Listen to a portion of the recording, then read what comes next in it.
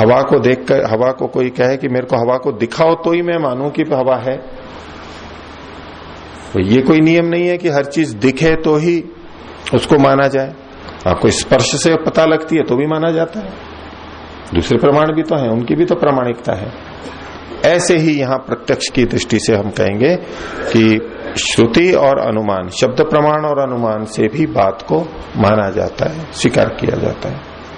तो न नियमः प्रमाणांतर अवकाशात्। अगला सूत्र बोलिए, उभयत्र अपि एवं। दोनों जगह ऐसा ही है। और दोनों जगह कौन से हैं तो उसकी संगति लगाते हैं। पीछे 20वें सूत्र में कहा था न धर्मापलापा, धर्म का अपलाप नहीं कर सकते, तो धर्म शब्द था केवल वहां पर, और उस धर्म के विपरीत दूसरी चीज होगी अधर्म। तो बोले जैसे धर्म का हम अपलाप खंडन नहीं कर सकते, ऐसे अधर्म का भी खंडन नहीं कर सकते। धर्म की विचित्रता, उसके भेद से कार्य में विचित्रता होती है। तो जैसे धर्म की विचित्रता से कार्य में विचित्रता होती है, ऐसे अधर्म की विचित्रता से, भिन्नता से भी कार्य में विचित्रता होती है। और जैसे धर्म की सिद्धि श्रुति और लिंग से, अनुमान से होती है, प्रमाणित होता है, ऐसे अधर्म भी श्रुति से और अनुमान प्रमाण से सिद्ध होता है। तो उभयत्रापि एवं, जैसे धर्म की सिद्धि होती है ऐसे अधर्म की भी होती है। दोनों ही जगह पे ये सारी बातें हमें लगानी चाहिए, धर्म और अधर्म दोनों के लिए। तो धर्म को भी जानना है श्रुति से, अनुमान से, प्रत्यक्ष भी होता है तो प्रत्यक्ष भी, और अधर्म को भी जानना है श्रुति से और अनुमान से। अब जब ये बात कही सिद्धांती ने उभयत्रापि एवं, तो पूर्व पक्षी कह रहा है कि अधर्म को जानने की क्या आवश्यकता है, उसके लिए प्रमाणित करने की क्या आवश्यकता है। जब धर्म को जान लिया तो अधर्म को भी जान लिया। धर्म से विपरीत अधर्म है तो धर्म को जान लिया, बस धर्म को जान लिया तो बाकी कुछ भी है वो अधर्म हो जाएगा। और धर्म की सिद्धि श्रुति से, अनुमान से हो रही है, तो अधर्म की सिद्धि के लिए फिर श्रुति और अनुमान की आवश्यकता ही नहीं है, अन्य प्रमाणों की क्या आवश्यकता है।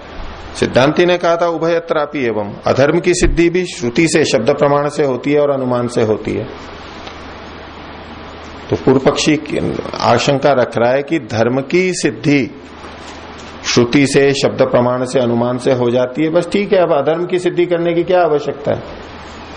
तो उसके लिए सिद्धांति ने बात रखी। अच्छा, दूसरा मतलब पूर्व पक्षी ये कहे कि ये तो अर्थापत्ति से ही आ जाता है। मान लीजिए ये कहा कि आप सत्य बोलो, तो ये तो अर्थापत्ति से आ गया कि झूठ मत बोलो। इसको कहने की क्या आवश्यकता है, शब्द प्रमाण की क्या आवश्यकता है, इसको कहते हैं अर्थापत्ति से आ गया। एक चीज कही तो उसका निषेध जो विपरीत है उसको मना कर दिया, ऐसा। तो उसके लिए यहां पर उत्तर दिया जा रहा है। 24वां सूत्र बोलिए, अर्थात सिद्धिश्चेत समानम उभयोः। बोले कि अर्थापत्ति से यदि कोई बात सिद्ध होती है तो ठीक है, अर्थापत्ति से भी होती है, लेकिन ये तो दोनों जगह लागू होगा। आप ये क्यों आग्रह कर रहे हो कि शास्त्रों में केवल धर्म को बता दिया जाए, ये करना है, विधि मात्र को बता दिया जाए, ये पुण्य कर्म है, और उसके विपरीत जो है वो सारा अपुण्य है, अधर्म है, अपने आप पता लग जाएगा। तो बोले ये बात तो विपरीत भी हो सकती है कि अधर्म को बता दिया जाए और उससे विपरीत है वो धर्म है, ये भी तो हो सकता है। और कहीं धर्म को बता दिया और कहीं अधर्म को बता दिया, ये भी तो हो सकता है। अर्थापत्ति निकालनी है, अर्थापत्ति तो दोनों तरफ हो सकती है। कहीं धर्म को बता दिया और उसके विपरीत अधर्म ही बताया जाए कि ये मत करो, सब जगह लिखा हो, आवश्यक नहीं, केवल विधि कर दी, ऐसा करना चाहिए, ये धर्म है, तो उसके विपरीत अधर्म का हमें पता लग जाता है। और कहीं अधर्म को भी बता देते हैं शास्त्र, ये गलत है, तो इसका मतलब है इसके विपरीत जो है वो धर्म है।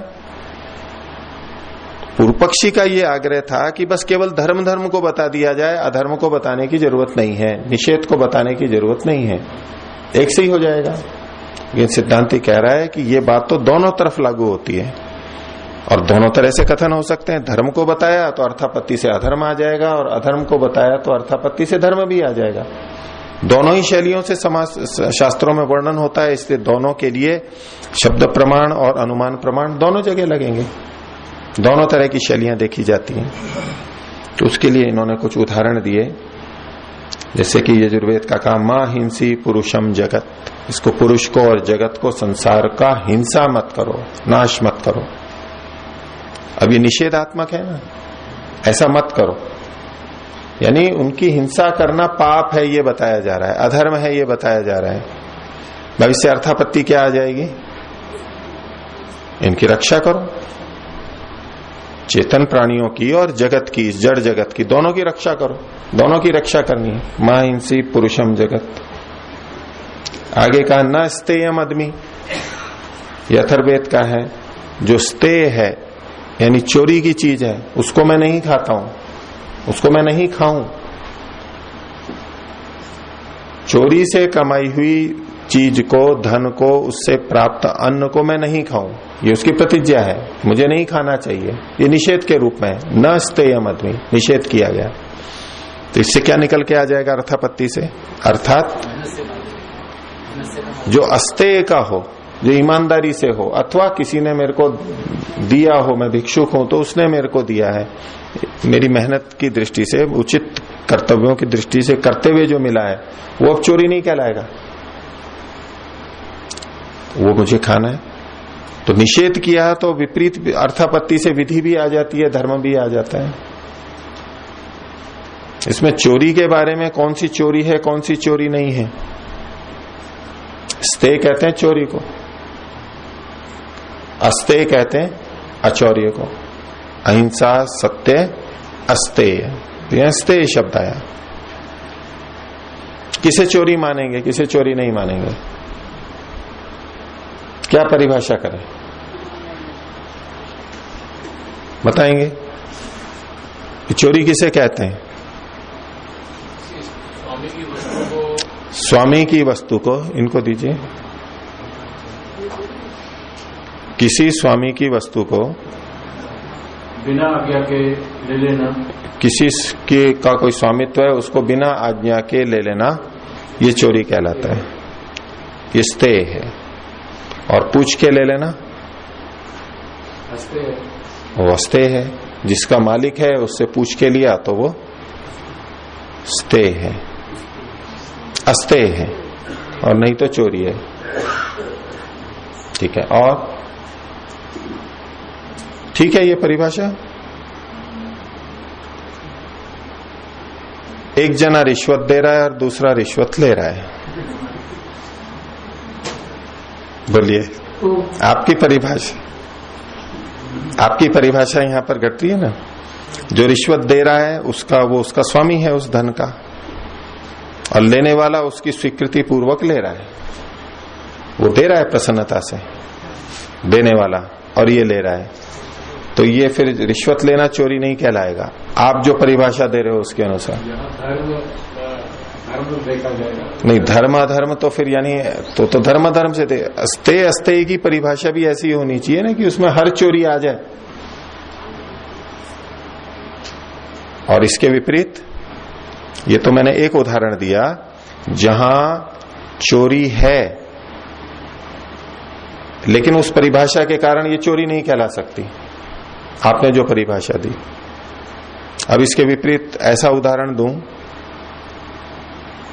जहां आपकी परिभाषा घट नहीं रही है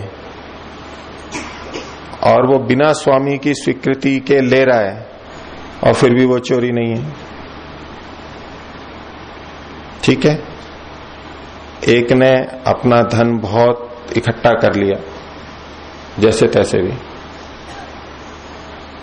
और अनीतिपूर्वक जैसे भी किया, उसका स्वामी तो वो है ही अभी। अब सरकार उस धन को अधिकृत करती है, उस मालिक की इच्छा नहीं है देने की, लेकिन शासन सरकार उसको ले लेती है, उसकी अनिच्छा पूर्वक भी। इसको चोरी कहेंगे? अनिच्छा पूर्वक ले रहे ना, स्वामी से पूछे बिना, उसकी इच्छा के बिना। और हमारे को कुछ त्रुटि करते हुए किसी ने पकड़ लिया और वहां पर है कि इतना रुपया दंड है। मान लो हम बिना लाइट के जा रहे हैं या यातायात के नियम को तोड़ रहे हैं, कुछ भी ऐसा होता है। अब वो पुलिस वाला हमसे लेना चाहता है, हमारी इच्छा है देने की, जो ईमानदारी से देते हैं कि भाई त्रुटि हुई है तो दूंगा, उनको छोड़ दीजिए, नहीं तो हमारी इच्छा नहीं है देने की, और वो ले रहा है। तो जिसका धन है उसकी स्वीकृति पूर्वक ले, तब तो चोरी नहीं होगी। बिना स्वीकृति के ले रहा है, बोले नहीं निकालो पैसे दो। रेल में चढ़ गए बिना टिकट के, अब वो पूरा पैसा ले रहा है, अधिक शुल्क यानी दंड सहित पैसा ले रहा है परिचालक,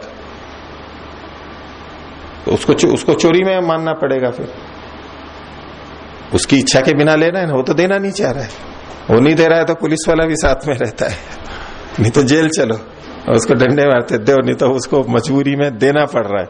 गलती की है ना, बिना टिकट गलती की है, लेकिन ये अगर गलती फिर भी ले रहा है, लेकिन हमने परिभाषा अगर ये कर दी, चोरी की ये परिभाषा कर दी कि जो उसका मालिक है उसकी इच्छा के बिना लेना ये चोरी है, तो ये दोष आएंगे। सब जगह नहीं घटेगा। जहां चोरी नहीं है फिर भी हम कहेंगे कि ये चोरी, फिर इस परिभाषा से तो चोरी होगी। और जहां चोरी है लेकिन इस परिभाषा में, वो चोरी नहीं कहलाएगी। दोनों तरफ ये इसके दोष बनेंगे। तो ऐसा नहीं होता है, परिभाषा ये नहीं है चोरी की। आप बोल रहे हैं कुछ, बोलिए, आप बोलिए। उनको दीजिए पीछे, ये दीजिए ना, ये दीजिए उनको, वो उनको दीजिए, बोलिए। परिश्रम से धर्म पूर्वक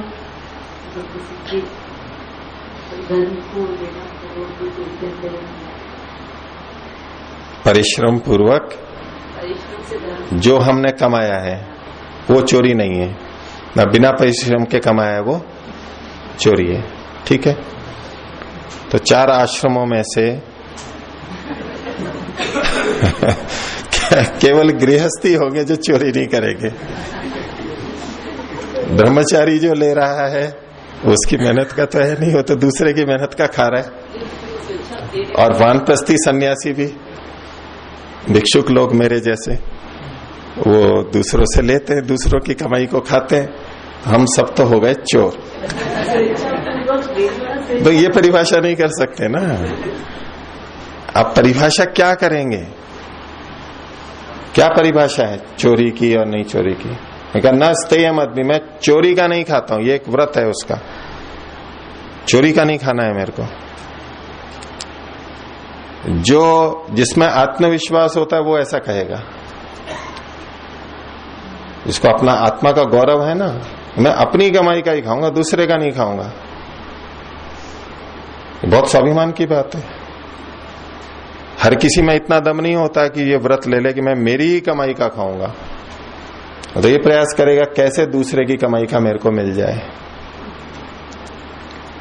बिना मेहनत के, कम मेहनत के मिल जाए, जोड़ तोड़ से मिल जाए, इधर उधर का कुछ करके मिल जाए। ये जिनमें अपने पे विश्वास नहीं है, बल नहीं है कि नहीं मैं जो अपनी मेहनत का ही खाऊंगा, आत्मा ही नहीं, मरी भी है आत्मा।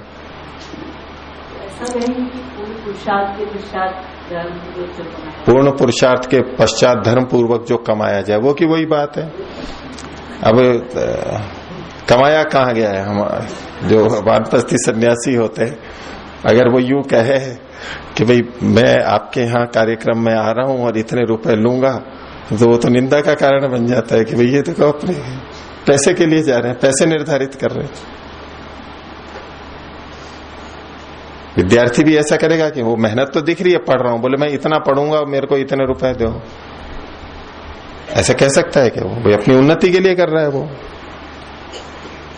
बोलिए। किसी अन्य का हक मार करके स्वयं उसका अपना हित कर ले, वह इसलिए कहलाए। जैसे श्री कृष्ण के एक उसमें आता है उदाहरण की, सुदामा जी ने श्री कृष्ण के हिस्से के चावल खुद खा लिए थे, तो ये स्ते में आएगा। ये स्ते में आएगा। अच्छा, वो चावल श्री कृष्ण जी ने दिए थे या चुराए हुए थे? चने कह लीजिए। उनकी गुरु माता संदीपन की पत्नी ने उनको दिए थे कि ये आप जा रहे हैं जंगल में रखी बिंदे, तो कृष्ण जी को भी दे देना। तो अच्छा, उन्होंने उनको न अच्छा, खुद खा लिए थे। अच्छा, उसी को देने के लिए बाद में गए थे। क्या कहते हैं, राज्याभिषेक के समय दोबारा देने गए थे, ऐसे मन में भान हुआ था। ये ठीक है, ये चोरी है कि जो चीज दूसरे की है उसको ले लेना, ठीक है, दूसरे का हक मार के ले लेना। अब वो हक मारा जाए नहीं मारा जाए वो है, कई बार जब्त कर लेते हैं। किसी ने कोई अपराध किया और उसकी सारी संपत्ति को जब्त कर लेती है सरकार, न्यायालय निर्णय दे देता है उसको जब्त करो, जबकि वो उसकी मेहनत की कमाई भी थी, लेकिन उसने अपराध ऐसा कर दिया कि वो सारे उसका जब्त कर लिया जाता है। इसको कोई आश्रय नहीं रहे, तो सरकार भी चोरी में आ जाएगी फिर। हाँ बोलिए। अन्याय पूर्वक स्वामी की इच्छा के विरुद्ध कोई पदार्थ दिया जाए। अच्छा, ठीक है, दो चीजें जोड़ दी इन्होंने, स्वामी की इच्छा के बिना और अन्याय पूर्वक। ये अन्याय का मतलब कैसे, अन्याय को कैसे परिभाषित करेंगे वहां?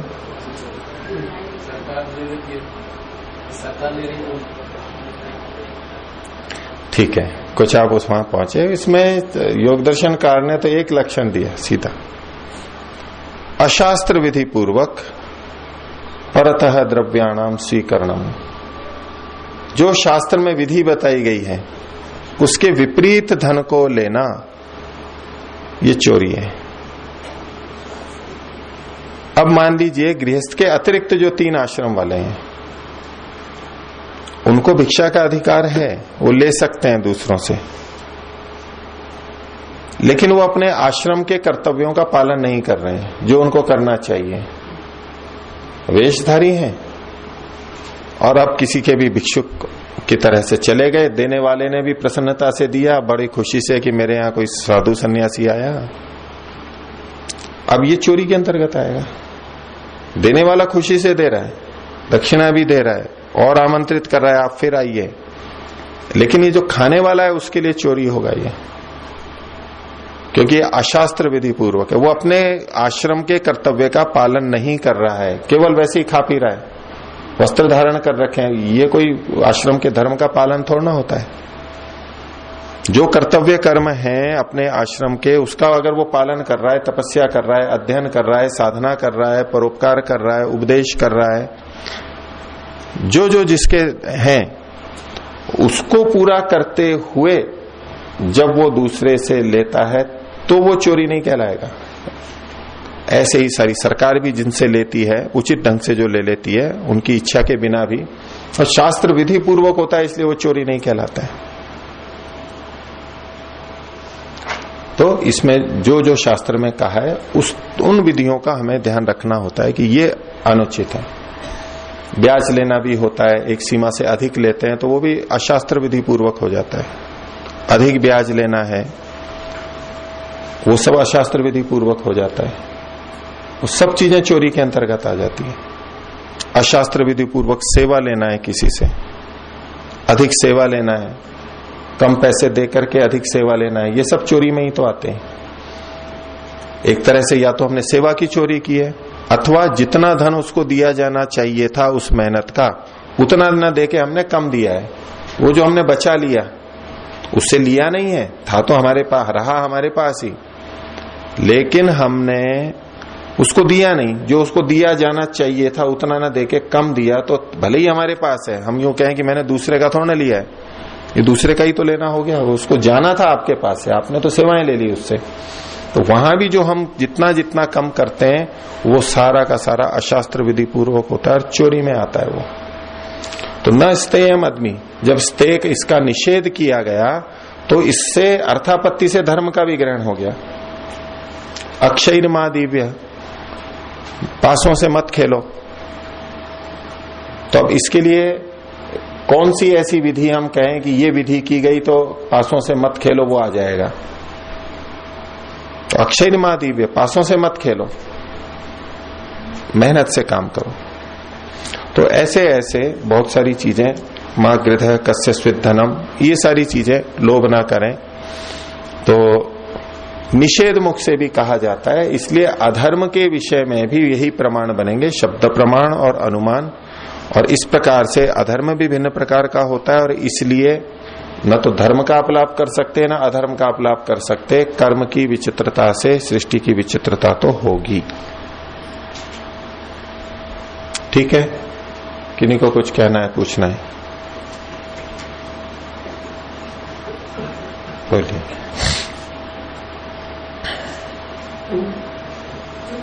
मोनोपोली जो एकाधिकार कर जो चीजें मतलब वो अपना प्राइस एक मूल्य निश्चित कर देता है, तो फिर मतलब वो जगह उसमें भी चोरी हो जाएगा। आपका एकाधिकार का मतलब है मोनोपोली ऐसी करके कि और कोई है ही नहीं, और मनमाना दाम उसमें कर लें, लोगों को मजबूर होकर के खरीदना पड़ेगा उसी भाव में। तो बोलकर बोल रहा है इतना मूल्य निश्चित कर। आपको पता लगता है कि आपकी आवाज कम आ रही है, नहीं आ रही है? इतना मूल्य निश्चित कर दिया, ऐसा वो पता बोलकर कर रहा है, फिर भी चोरी हो जाएगी। वो अशास्त्र विधि पूर्वक होगा। वो कह रहा है कि मैं इतने रुपए लूंगा, लिखा हुआ भी है, लिखवा भी लिया, और बोल रहा है कि इतने रुपए की, आपको लेना हो तो लो, मत लो। अशास्त्र विधि पूर्वक होता है। ऐसे तो बिल्कुल बाजार पे छोड़ देते हैं, तो वो तो मनमाना कुछ भी होता है,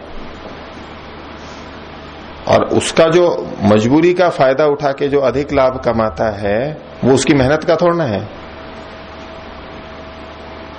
वो तो परिस्थिति के कारण से उसका भाव बढ़ गया और वो उसका लाभ उठा रहा है। कई बार वो ऐसी परिस्थितियां पैदा की जाती हैं, पूरे विश्व के अंदर ये चलता है। अर्थतंत्र में ऐसी परिस्थिति पैदा करते हैं कि भाव बढ़ जाता है, बढ़ा देते हैं, उत्पादन कम कर देते हैं, कृत्रिम अभाव पैदा कर देते हैं, भंडार में रख लेते हैं। ये सारी बहुत छोटे और बड़े स्तर पर खूब होती है, देश के स्तर पर और अंतर्राष्ट्रीय स्तर पर, राष्ट्रीय स्तर पर, सब जगह होता है ये। जब ये सारी चीजें होती हैं और हम दूसरे की मजबूरी का फायदा उठा के अपना अधिक धन लेते हैं, यह अशास्त्र विधि पूर्वक होगा। सही कीमत का आकलन कैसे किया जाए? आपको आकलन होता है कि आपकी आवाज आ रही है, नहीं आ रही है। ये एक दिन की समस्या नहीं है, ये बार बार हो रहा है, इसलिए मैं आपको बोल रहा हूं। सही कीमत का आकलन तो किसी वस्तु का कैसे आकलन? ये शास्त्र देख करके उसमें कुछ निर्धारण की हुई बातें हैं उस तरह से, अथवा एक अपने अंतर्मन से भी होता है कि हाँ ये उचित इतना है।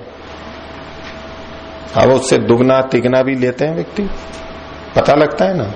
एक सहज सामान्य स्वीकृत होता है भाई हाँ इतना उचित है, उचित तो लाभ लेगा ही, नहीं तो कोई धंधा क्यों करेगा, सामान क्यों बेचेगा। एक उचित तो होता ही है, वो स्वीकार्य है। उसके अतिरिक्त जैसे बन जाता है उसको तो हम लेंगे, और वो हमें पता लग जाता है कि भाई ये अब अति हो रही है।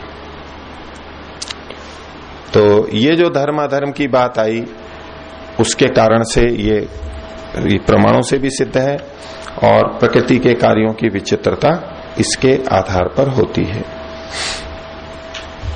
तो अब इस विषय में कहा कि ठीक है, धर्म अधर्म होते हैं, उसका फल भी सुख दुख होता है, और यदि माना जाए तो ये तो फिर कहां जुड़ेंगे? ये तो बोले आत्मा में जुड़ेंगे, तो आत्मा तो असंग है, असंग है ये तो। और ये धर्म अधर्म रहते कहां पर हैं? इसका आश्रय क्या है? तो उसके लिए अगला सूत्र है, बोलिए। अंतःकरण धर्मत्वम धर्मादीनाम, धर्मादियों का, धर्मादि मतलब धर्म और अधर्म, पाप पुण्य दोनों आ गए। ये किसके धर्म है, यानी किसके गुण है? ये जो कर्माशय संचित होता है ये कहाँ रहता है? तो उसमें कहा अंतःकरण धर्मत्वम, ये अंतःकरण का धर्म है, अंतःकरण में रहते हैं, ये आत्मा में संचित नहीं होते, आत्मा में नहीं रहते। कर्म हमने क्रिया हो गई बाह्य इंद्रियों में, शरीर में, वो क्रिया तो वहीं समाप्त हो गई। अब जो उसका संचय है, वो जो कर्म रूप क्रिया है, वो तो क्षणिक है, वो तो वहीं समाप्त हो गई। अब ये कहाँ रहता है? तो उसके लिए कहा जा रहा है कि ये धर्मादियों का धर्मत्व, ये किसके धर्म है? ये अंतःकरण के धर्म है। अंतःकरण के आधार पर फिर आत्मा को उसका भोग होता है। कर्तृत्व अंततः चेतन होने से आत्मा का है, लेकिन क्रियाएं शरीर में होती हैं और उसका प्रभाव चाहे संस्कार रूप में हो, वासना रूप संस्कार हो, चाहे धर्माधर्म रूप संस्कार हो, वो चित्त के अंदर रहेंगे, तब अंतःकरण के अंदर रहेंगे। पीछे बताया था इन्होंने मन के लिए तथा अशेष संस्कार आधारत्वात्। ये भी एक प्रसंग चलता रहता है कि ये धर्माधर्म रहते कहाँ हैं, कुछ आत्मा में कहते हैं, कुछ अंतःकरण में बोलते हैं, दोनों तरह के वचन मिलते हैं। तत्वतः देखा जाए तो आत्मा के अंदर वो स्वीकार नहीं होता है, वो अंतःकरण में होता है, जैसा कि ये सूत्र कह रहे हैं। और जहां कहीं आत्मा का कथन आता है तो चूंकि अंतःकरण आत्मा का ही उपकरण है, उसको गौण रूप से आत्मा के लिए कह देते हैं, भाई इस आत्मा में बड़े धर्माधर्म किए हैं, इसके बहुत धर्माधर्म है, लेकिन ये रहेंगे अंतःकरण में।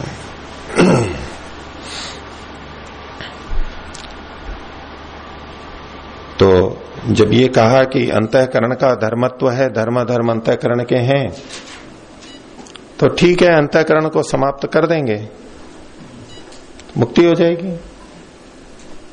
ये जो कर्म धर्म अधर्म के कारण से हमें फल मिल रहा है, शरीर मिल रहे हैं, यदि अंतःकरण ही समाप्त हो जाए तो सब समाप्त है, छुटकारा हो जाएगा सारा। मन के कारण ही तो बंधन है, ये अंतःकरण के कारण ही, इसको ही समाप्त कर दो तो बस समाप्त हो गया। तो उसके लिए उत्तर दिया जा रहा है 26वां सूत्र, बोलिए। गुणानाम न अत्यंत बाधा। गुणानाम गुणादि नाम, इसका पाठभेद है। बोले विवेक की क्या जरूरत है? तो ऐसा अगर कोई कहे तो कहा कि इन गुणों का न अत्यंत बाधा, अत्यंत बाद उसका नाश नहीं हो सकता, हम कर नहीं सकते। अंतःकरण को हम नष्ट कर ही नहीं सकते। जिसमें ये धर्म है, आत्मा के साथ सूक्ष्म शरीर है, उसको हम नष्ट कर ही नहीं सकते, इनका अत्यंत बाध नहीं कर सकते। हम अपनी सात्विक राजसिक तामसिक स्थिति बना सकते हैं आलंबन से, विचार से, प्रयत्न से, लेकिन इनका अत्यंत बाध हम कर दें, इसको हटा ही दें कि सारा का मतलब मूल आधार ही समाप्त हो जाएगा और मेरे को बंधन नहीं मिलेगा, शरीर नहीं मिलेगा, ऐसा नहीं कर सकते। तो इसका अंतिम बाद तो उस प्रक्रिया से ही होगा जब हम विवेक को प्राप्त करेंगे, तभी ये हटेंगे, नहीं तो ये चलते रहेंगे। तो विवेक की प्राप्ति कैसे होती है, उसके लिए जो बातें पीछे भी बताई थी और अब भी आगे कुछ कुछ बताएंगे। तो विवेक हमारे को शुद्ध ज्ञान, ठीक ठीक ज्ञान से विवेक की प्राप्ति होती है। ये सही है गलत का विवेक हमें ज्ञान से होता है, और उस ज्ञान की प्रक्रिया में ज्ञान से हमारे को सुख होता है। तो ये सुख की प्राप्ति का एक उपाय और यहां बताया जा रहा है। शब्द प्रमाण से भी हम जानते हैं, और भी प्रक्रिया है, उसको अनुमान को ही यहां दूसरे शब्दों में कह रहे हैं। 27वां सूत्र बोलिए। पंचावयव योगात सुख संवित्ति। सुख की सिद्धि, सुख की प्राप्ति पंचावयवों के योग से होती है। 5 अवयव हैं, उनका योग होने पर सुख की संवित्ति, सुख की प्राप्ति होती है। अब इसका एक निर्णय, एक अर्थ तो तात्पर्य ये लिया जाता है कि 5 अवयव यानी 5 इंद्रियों के योग से, ज्ञान इंद्रियों के योग से शब्द स्पर्श रूप रसगंध का संयोग होता है तो सुख की प्राप्ति होती है, लेकिन उसका कोई ये प्रसंग नहीं है। तो इसको हम यहां पर लेते हैं। दूसरा अर्थ जो किया जाता है, पंचावयव ये अनुमान की प्रक्रिया के भाग हैं, अनुमान के भाग हैं, जो न्याय दर्शन इसके ऊपर विस्तार से चर्चा करता है। 5 ऐसे क्रम हैं जिसके जिसमें से गुजरते हुए हम अनुमान के द्वारा सत्य तक पहुंचते हैं। अनुमान का मतलब अंदाजा नहीं है, कल्पना नहीं है। अनुमान का मतलब ये अनुमान प्रमाण है, निश्चित। और वो निश्चित क्यों बनता है, कैसे बनता है? तो ये 5 अवयवों के कारण से। तो उसके लिए एक प्रतिज्ञा, हेतु, उदाहरण, उपनय और निगमन, ये 5 प्रक्रिया है। प्रतिज्ञा, हेतु, उदाहरण, उपनय और निगमन। प्रतिज्ञा का मतलब है कि जो हम स्थापित करना चाहते हैं उसका कथन करना। ये चीज ऐसी है, जो जिसको सिद्ध करना है उसको प्रस्तुत करते हैं। यहां पहाड़ में पीछे आग लगी हुई है, ये हमारी प्रतिज्ञा है कि आग लगी हुई है वहां पर दूर। हेतु यानी कारण बताना होगा कि कैसे पता लगा आग लगी हुई है, क्योंकि धुआं उठ रहा है। धुआं देखे जाने से, धुआं उठने से, ये हेतु हुआ, यानी कारण बताया। अब ये तो खैर धुएं और अग्नि का उदाहरण इतना सरल है, धुएं और अग्नि का ये जो अनुमान करना इतना सरल है कि इसके लिए कुछ उदाहरण की हमें अपेक्षा ही नहीं होती। हम कुछ सोचते हैं भाई हाँ ठीक है इतने से हो, लेकिन जो कठिन चीजें होती है वहां उदाहरण देना पड़ता है कि ये कैसे कह दिया कि जहां धुआं होता है वहां अग्नि होती है। उदाहरण बोले जैसे कि देखो यहाँ चूल्हे में, रसोई में, सब जगह देखते हैं धुआं होता है तो अग्नि भी होती है। उदाहरण देना होता है साथ में सिद्ध करने के लिए। यदि प्रतिज्ञा और हेतु दे दिए और उदाहरण नहीं दिया तो बात सिद्ध नहीं होगी। कोई ना कोई उदाहरण अवश्य होना चाहिए।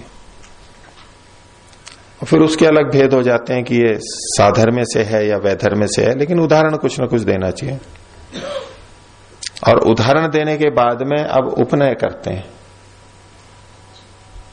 उदाहरण दिया भाई देखो जैसे ये है वैसे ही वो है। जैसे यहां रसोई में धुआं होता है तो अग्नि होती है, ऐसे ही वहां पर भी होता है। जैसा ये है वैसे, जैसे यहां धुआं है ऐसा ही धुआं वहां पर भी है। और फिर अंत में निष्कर्ष देते हैं निगमन, चूंकि यहां पर धुआं दिखाई दे रहा है इससे सिद्ध है कि यहां अग्नि है। उसी बात को दोहराते हैं फिर हेतुपूर्वक निगमन। ये एक प्रक्रिया उन्होंने बना रखी है। तो ये जो 5 अवयवों का योग होगा, इनका प्रयोग करेंगे हम उचित रीति से तो सुख की प्राप्ति होगी, दुख की निवृत्ति होगी। हम अगर केवल प्रत्यक्ष में ही लगे रहे तो सब चीजें नहीं जान सकते। बहुत सारी चीजें जो प्रत्यक्ष नहीं हो सकती। प्रत्यक्ष तो थोड़ा ही होता है, प्रत्यक्ष अल्प होता है, और अप्रत्यक्ष होता है वो अनल्प होता है, अधिक होता है। इस संसार की चीजों को हम देखें सारा, जितना हम जानते हैं उसमें हम प्रत्यक्ष से अधिक जानते हैं या अनुमान शब्द प्रमाण से अधिक जानते हैं? कितनी सारी चीजें हैं जो हम अनुमान से जानते हैं। अभी ये बिजली आई, कैसे पता लगा? प्रत्यक्ष से या अनुमान से? प्रत्यक्ष या अनुमान? प्रत्यक्ष देखा ना, पंखा चल गया, बिजली आ गई, प्रकाश हो गया, प्रत्यक्ष हुआ ना। तो प्रत्यक्ष तो पंखे का और इसका हुआ, लेकिन वो जो तार में से बिजली आई, वहां से जो सप्लाई आई, उसका तो हमारे को प्रत्यक्ष नहीं है, तो अनुमान से पता लगा हाँ आ रही। और यदि पंखा धीमा चल रहा हो और बत्ती भी बहुत हल्की हो तो पीछे से कम वोल्टेज आ रहा है, डिम हो रहा है कुछ। ये सब कितनी चीजें हम अनुमान से कर रहे हैं। आपको बैठे बैठे देर हो गई, अब लगने लगा हम घुटनों में दर्द शुरू हो गया है, तो क्या पता लग जाता है इससे? प्रतिदिन के ज्ञान से 3 बजने वाले कक्षा का समाप्ति का समय है, उपासना की समाप्ति का समय है। हमें बहुत सारी चीज जो हम यूं सोचते हैं कि ये तो प्रत्यक्ष चल रहे हैं, लेकिन अनुमान से करते हैं। कपड़े सूख गए, कैसे पता लग जाता है? कैसे पता लगता है? देख के भी लग जाता है, छू करके लगता है? देख के भी लग जाता है, ये हो गया या इतना समय हो गया और अब वो सूख ही गए हो गया। हमें पता है कि अभी गर्मी के दिन है और इतने घंटे में सूख जाता है। हम बिना गए देखे भी बोल देते हैं कपड़े सूख गए, उठा लाओ, और हम चल देते हैं उठाने के लिए भी। ये प्रत्यक्ष तो नहीं किया है अभी हमने, लेकिन ज्ञान हमारा निश्चयात्मक है। ऐसे बहुत चीजें हम करते रहते हैं। तो प्रत्यक्ष तो थोड़ा होता है, अनुमान बहुत होता है, और अनुमान का प्रयोग हमें ठीक ठीक आना चाहिए। वो पंचावयव के योग से सुख की संवित्ति प्राप्ति होती है, ये इस सूत्र में बताया। और उसका विस्तार तो न्याय दर्शन में है, वो यहां नहीं देखेंगे। इन्होंने केवल संकेत किया है, उन्होंने केवल संकेत किया है। ठीक है, अब आगे देखिए, भी अनुमान करते हैं तो एक बार ये जो व्याप्ति बनाते हैं, पीछे जो कहा प्रतिबंध दृश्य है, प्रतिबद्ध ज्ञानम, संबद्ध ज्ञान होना चाहिए। पीछे भी जो संबंध से अनुमान को बताया, तो ये संबंध हम अनुमान करते समय बहुत जल्दी लगा लेते हैं। तो कैसे होना चाहिए वो संबंध? तो उसके लिए 28वां सूत्र बोलिए, न सकृत ग्रहणात संबंध सिद्धि ही। ये जो हम हेतु प्रयोग करते हैं, ये होता है तो ऐसा होता है, तो न सकृत ग्रहणात, एक बार ग्रहण से संबंध की सिद्धि नहीं होती है। एक बार ग्रहण से यानी एक बार हमने धुआं देखा कहीं और अग्नि भी देखी, तो इससे ये नहीं सिद्ध हो जाता है कि जब जब धुआं होता है तब तब अग्नि होती है। एक बार से नहीं होता है, एक बार से नहीं होता है, वो कई बार हमने देखा है, बार बार देखा है, तब ये संबंध बन जाता है कि हाँ जब जब धुआं होता है तब तब अग्नि होती है। एक बार से कहेंगे तो वो संबंध सिद्ध नहीं होगा, और एक बार से लेके हमने संबंध बना भी लिया तो हम अनुमान गलत कर जाएंगे। वैज्ञानिक भी ऐसा ही करते हैं, एक बार करते हैं एक ही प्रयोग को, बार बार वही उत्तर आता है। एक जगह ऐसा आता है, दूसरी जगह भी ऐसा आता है, एक ने किया वहां भी ऐसा, दूसरे ने किया वहां भी ऐसा, तब जाकर के संबंध बन जाता है कि हाँ जब जब ऐसा होगा तब तक ये भी हम मान लेंगे। एक बार से नहीं होता है। कई बार हमारे को हम निष्कर्ष निकाल लेते हैं कि किसी एक स्थान पर गए, शिविर में गए या किसी के घर पे गए और वहां हमारे को बुखार आ गया। ठीक है, कब आया बुखार? ज्वर कब आया? जब हम उस जगह गए, उससे पहले तो मैं ठीक था, अब यहां आते ही मेरे को बुखार हो गया और शिविर में परेशान रहे, चल दिए। अब एक हमने निश्चय निकाल लिया कि ये स्थान मेरे अनुकूल नहीं है, निष्कर्ष निकाल लिया ये स्थान मेरे लिए अनुकूल नहीं है, क्योंकि मैं गया था और मेरे को बुखार आया था। अब ये क्या किया उसने? एक बार देखने से निर्णय निकाल लिया, संबंध बना लिया कि यहां गया था, बुखार आया था, इसका मतलब है कि इसी के कारण से हुआ ये, और तो कोई कारण नजर आता नहीं, अपना दोष तो कहां से नजर आएगा। और व्यक्ति उस स्थान से हमेशा के लिए परहेज कर लेता है। चिकित्सक के पास भी जाते हैं, उसने एक गोली दी, एक बार गोली ली, गोली 4-5 दिन की दी थी, एक बार एक दिन दी, अब एक दिन में कुछ नहीं हुआ तो डॉक्टर ठीक नहीं है। निष्कर्ष निकाल लेते हैं ना जल्दी से, उसको तो जल्दी है, जल्दी से जाना है, काम करना है, और बुखार में थोड़ा ना पड़े रहेंगे, स्वस्थ होना चाहता है। अगले दिन दूसरे डॉक्टर के पास गया, उसने भी दवाई लिख दी, वो खरीद ली, वो भी ठीक नहीं हुआ। नहीं, तीसरे के पास गया, उसने भी दवाई लिख दी, उसने लिया। ऐसे तीसरे चौथे 5वें दिन बदलता रहा, और फिर अंतिम एक के पास गया, उस दिन ठीक हो गया उसको। कौन सा डॉक्टर अच्छा?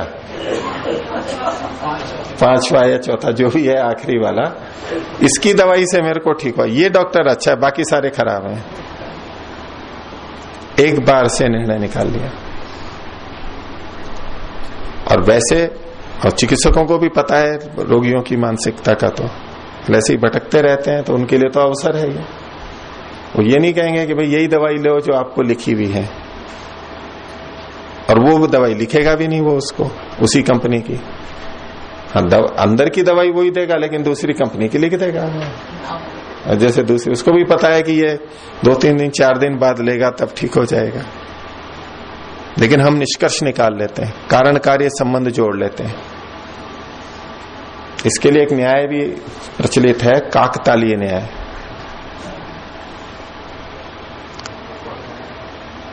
कौवा या पक्षी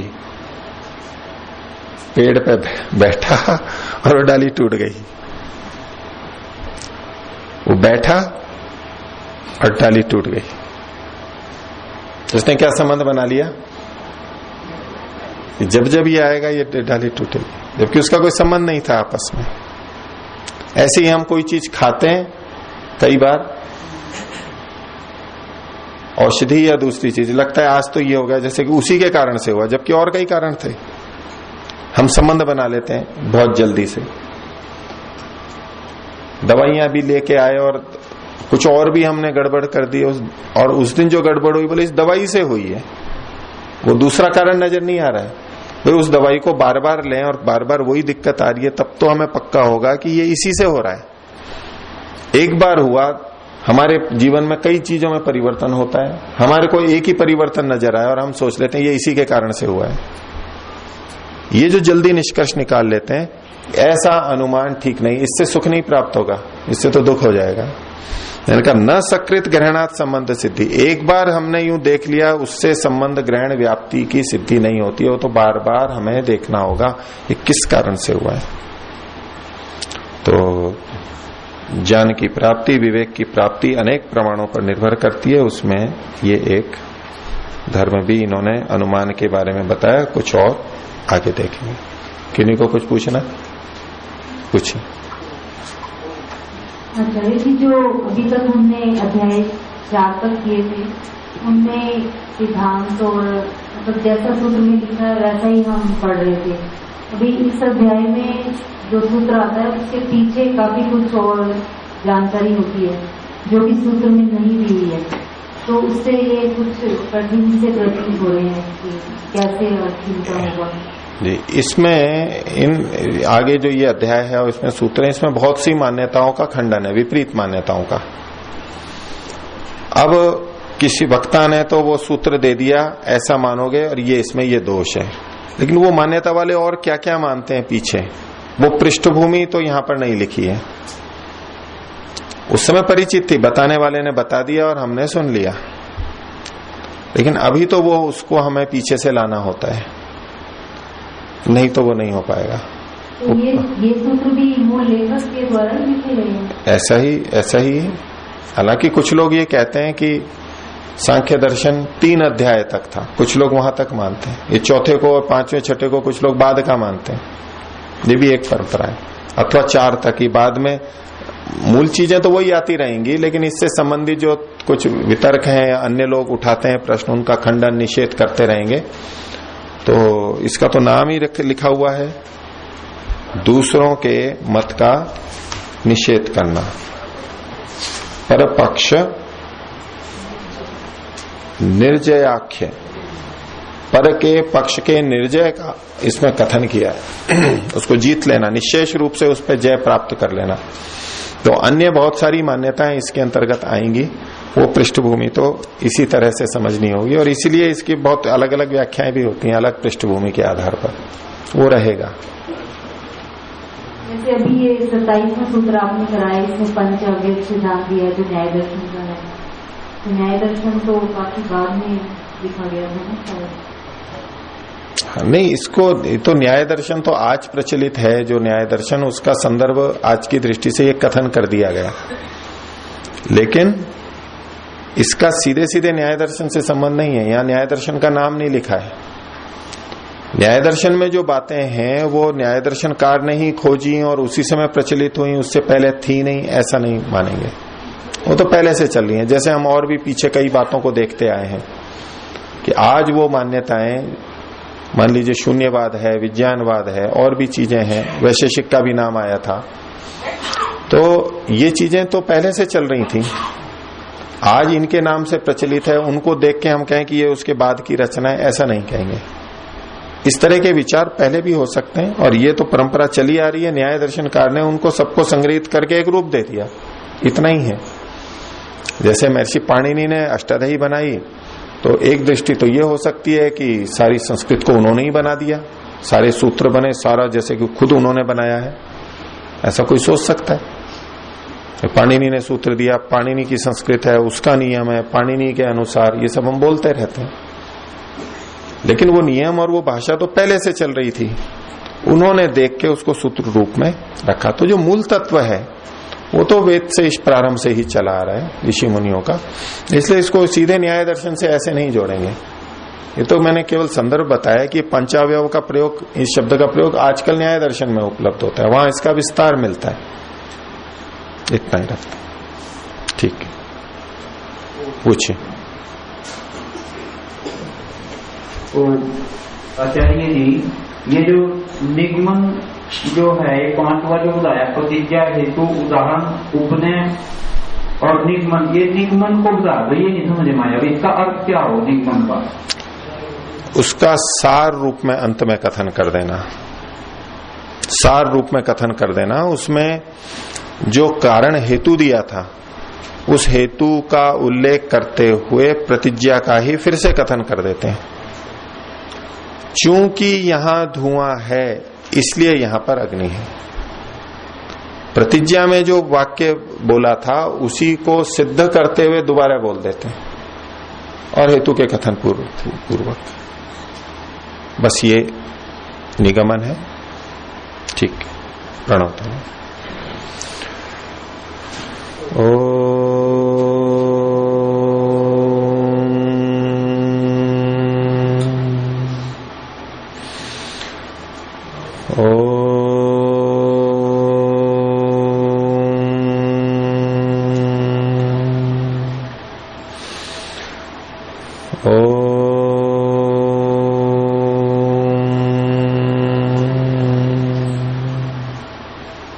सभी को सादर अभिवादन। ओम।